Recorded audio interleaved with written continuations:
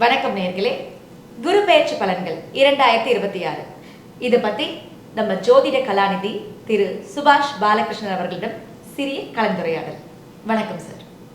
வணக்கம் சார். அடுத்து என்றென்றும் படைக்கு போற மாதிரியே கையில வில்லோடு அம்போடு காத்துக்கிட்டு இருக்க நம்ம தனுசு ராசி நேயர்களுக்கு இந்த 2026 குரு பெயர்ச்சி பலன்கள் எப்படி இருக்கு? தனுசு ராசி நீங்க படமே எடுத்துட்டீங்க. தனுசு ராசி நேயர்களேன்னு தனுசு ராசியில மூலம் போராடும் உத்திராடம். தனுசு ராசி ஒரு அற்புதமான ராசி தான். ப்ராப்ளம் இருக்கு. தானும் குழம்பி தன்னை சுத்தி இருக்கிற எல்லாரையும் குழப்புற ஒரே ராசி தனுசு ராசி. விடவே மாட்டாங்க. நீங்க எவ்வளவு தெளிவா இருந்தாலும் உங்களை குழப்பாம விட மாட்டாங்க.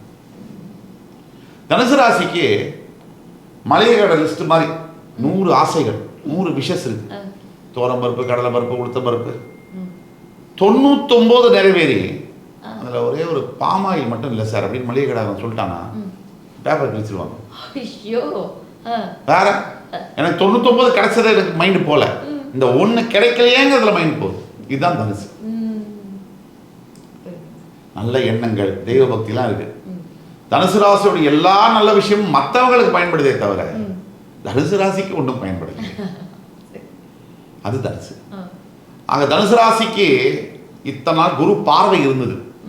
தன்னுடைய சொந்த ராசி தான், ஆனாலும் சரியா அமையல. இன்னைக்கு 7ஆம் வீட்டிலிருந்து 8ஆம் வீட்டுக்கு போகக்கூடிய உச்ச குருனால தனுசு ராசியுடைய 12, 2, 4 வீடுகளை பார்க்குறாங்க. இப்போ தனுசு ராசிக்கு மறக்கக்கூடியாத விஷயம் என்னன்னா அர்த்தாஷ்டம சனி. அர்த்தாஷ்டம சனி. அர்த்தாஷ்டம சனி அப்படின்னா சார், அஷ்டம சனினா 8 ராசியிலேருந்து 8ஆம் இடத்துல சனி வந்து அஷ்டமம். அஷ்டமம்னா 8. அர்த்தாஷ்டமம்னா அர்த்தாஷ்டமம்னா ஆஃப். ஓகே. அர்த்தாஷ்டமம்னா ஆஃப், 8ல பாதி, 4ல சனி.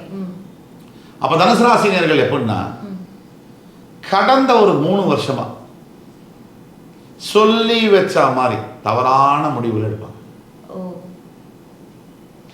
அதுல கடந்த ஒரு ஜனவரியிலேருந்து ரொம்ப வர்ஸ்டா மைண்ட் ஆப்ரேட் ஆகுது.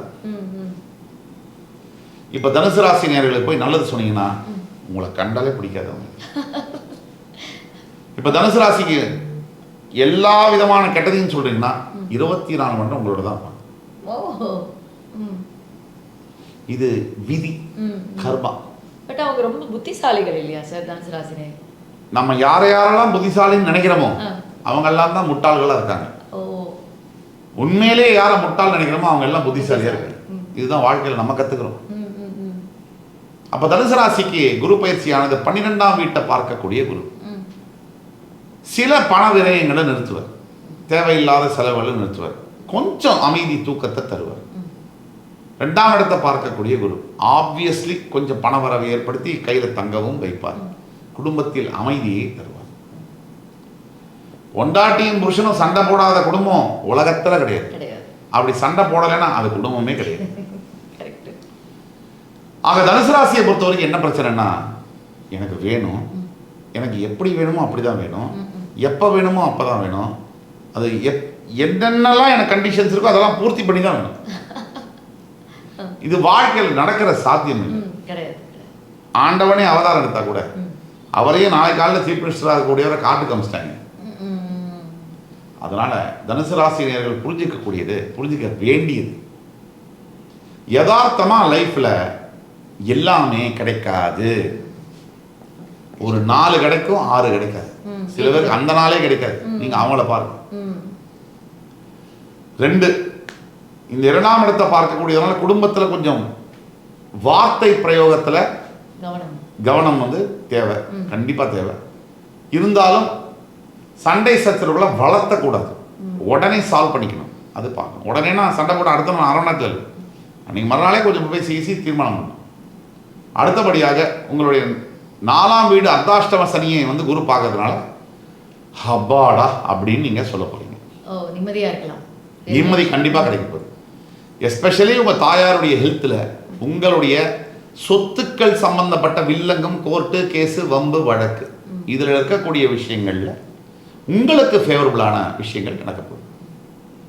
எது எப்படி இருந்தாங்க தனுசு ராசி நேயர்களை பொறுத்த வரைக்கும் இந்த குரு பயிற்சியானது மாடரேட்டான குரு பயிற்சி. இதுல குரு பகவான் பண்ண வேண்டிய வேலையை விட நீங்க செய்ய வேண்டிய வேலைகள் அதிகம். நம்பிக்கைக்கு பாத்திரமானவர்கள் தந்தை, தாய், அண்ணா, தம்பி, தங்க இவர்களோட உறவா இருக்கணுமே தவிர நீங்க சம்பந்தம் இல்லாத நபர்கள்ட்ட பற்றி ரொம்ப நம்பிக்கையை செலுத்துறது போறதோ உங்களுக்கு பெரிய ஆபத்துகளை விளைவிக்கும். அதை நீங்க கவனம் பண்ணிக்கணும். தனுசு ராசிக்கு 10 மார்க்ல ஒரு 7 மார்க் கொடுப்பேன் இந்த பயிற்சிக்கு. பரிகாரம் அப்படின்னு எடுத்தோம்னா தனுசு ராசிக்கு கண்டிப்பாக நீர்நிலைகள் பக்கத்தில் இருக்கக்கூடிய கோவில்கள் எல்லாம் மேக்சிமம் இருக்கு, சில கோவில்கள் இல்லை. ஒரு எடுத்துக்காட்டுக்கு ஸ்ரீரங்கம் ஸ்தலம், அந்த ஸ்தலத்தில் வந்து பெருமானை வந்து ரங்கநாத சுவாமியை வழிபடுவது இந்த நேரத்தில் தனுசு ராசிக்கு மிகப்பெரிய உதவியாக இருக்கும். படிக்கிற குழந்தைகளுக்கு தனுசு ராசி எப்படி படிப்பு எப்படி சார் இருக்கு? டைவர்ஷன் இருக்கு, நிறைய டைவர்ஷன் இருக்கு. சென்டம் எடுப்பேன்னு நம்பி எக்ஸாம் எழுதுனேன், 70 மார்க் எடுத்தா போதும்னு நினைக்கிறேன். ஆனா 70 வராது, சென்டம் வராது, நடுவில் மார்க் வரும். நீங்க சந்தோஷப்பட்டுக்கலாம், பாஸ் ஆயிடுவாங்க. பாஸ் தனுசு ராசி எடப்பாடி சார் சொன்ன மாதிரி நான் தானடா உங்களெல்லாம் பாஸ் பண்ணேன் அப்படின்னு சொன்ன மாதிரி தனுசு ராசிக்கு குரு பகவான் உங்களை பாஸ் பண்ணிடுவாரு, இந்த ராசிநாதனுக்கு. அதனால பிரச்சனை இல்லை.